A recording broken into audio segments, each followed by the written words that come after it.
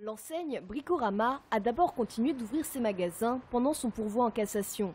Résultat, le juge d'exécution devrait statuer lundi prochain sur le montant de l'amende à payer. Cette dernière pourrait s'élever à 37 millions d'euros. En même temps, Bricorama a signé en justice ses deux concurrents, Castorama et Leroy Merlin, pour concurrence déloyale. Sur le site de Villabé, les employés se mobilisent pour conserver leur travail le dimanche.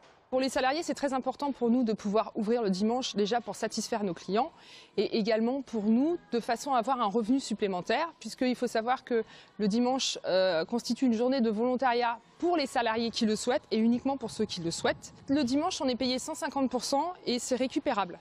Le jour du dimanche est une journée importante au niveau du chiffre d'affaires et ça nous ramène des primes à la fin de l'année.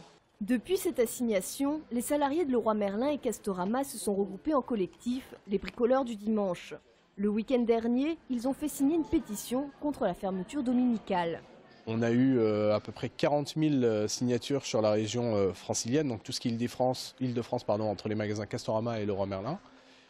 Et la question qui revenait le plus souvent auprès de nos clients, c'est comment est-ce qu'on va faire pour bricoler maintenant si le magasin est fermé le dimanche ?